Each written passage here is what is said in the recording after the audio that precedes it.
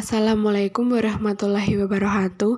Di sini saya Yeni Utami, NIM 192111014 dari kelas HES 4A. Di sini saya akan menyampaikan tentang Corporate Social Responsibility atau CSR. Sebelumnya, Corporate Social Responsibility atau CSR adalah komitmen perusahaan atau dunia bisnis untuk berkontribusi dalam pengembangan ekonomi yang berkelanjutan dengan memperhatikan tanggung jawab sosial perusahaan dan menitik beratkan pada keseimbangan antara perhatian terhadap aspek ekonomi, sosial, dan lingkungan. Dalam perspektif Islam, CSR merupakan konsekuensi inheren dari ajaran Islam itu sendiri. Tujuan dari syariat Islam adalah maslahah, sehingga bisnis adalah upaya untuk menciptakan maslahah, bukan sekedar mencari keuntungan. Bisnis dalam Islam memiliki posisi yang sangat strategis, karena bukan sekedar diperbolehkan dalam Islam, melainkan justru diperintahkan oleh Allah dalam Al-Quran.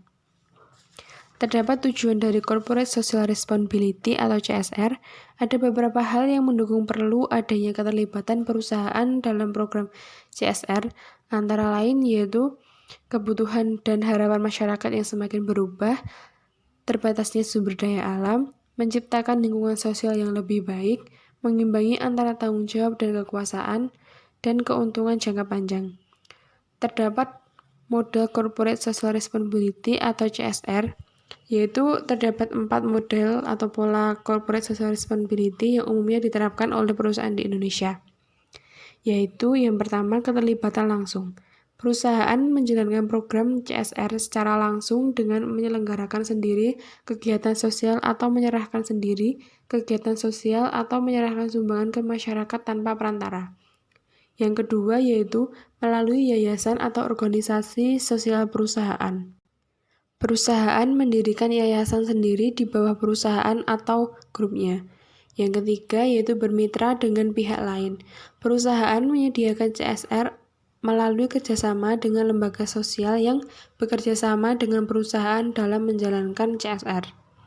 Yang keempat yaitu mendukung atau bergabung dalam suatu konsorsium. Perusahaan turut mendirikan, menjadi anggota, atau mendukung suatu lembaga sosial yang didirikan untuk tujuan sosial tertentu. Kemudian terdapat manfaat Corporate Social Responsibility atau CSR, antara lain yaitu memperkuat brand positioning, meningkatkan reputasi dan citra perusahaan, mendorong peningkatan penjualan, meningkatkan kepuasan dan motivasi karyawan, dan melebarkan akses sumber daya bagi operasional usaha. Selanjutnya yaitu ayat-ayat yang membahas tentang Corporate Social Responsibility atau CSR, yaitu dalam Quran Surat An-Nisa ayat 58.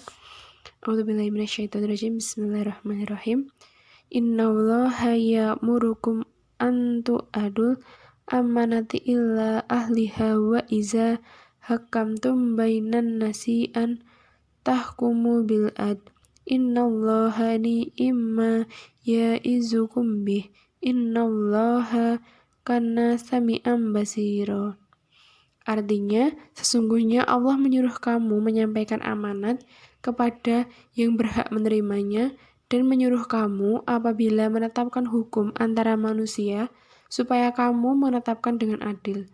Sesungguhnya Allah memberi pengajaran yang sebaik-baik kepadamu.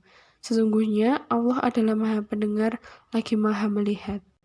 Artinya yaitu bahwa perusahaan yang menerapkan Corporate Social Responsibility atau CSR harus memenuhi dan menjaga amanah dari masyarakat yang secara otomatis terbebani pundaknya. Misalnya menciptakan produk yang berkualitas serta menghindari perbuatan yang tidak terpuji dalam setiap aktivitas bisnis.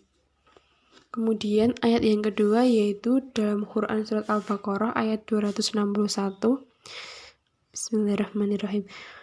Masalul ladzina yunfihuna amwallahum fi sabilillahi kamsali habbatin ambatat sab'a sannabila fi kulli sambulatin mi'atu habbah wallahu yudaifu liman yasha wallahu wasi'un alim. Artinya, perumpamaan orang-orang yang menafkahkan hartanya mereka di jalan Allah adalah serupa dengan butir benih yang menumbuhkan 7 butir, pada setiap butir 100 biji. Allah terus-menerus melipat gandakan bagi siapa yang Dia kehendaki, dan Allah Maha Luas karunia-Nya, lagi Maha mengetahui. Ini merupakan anjuran yang agung dari Allah pada hamba-Nya untuk menafkahkan harta mereka di jalan-Nya.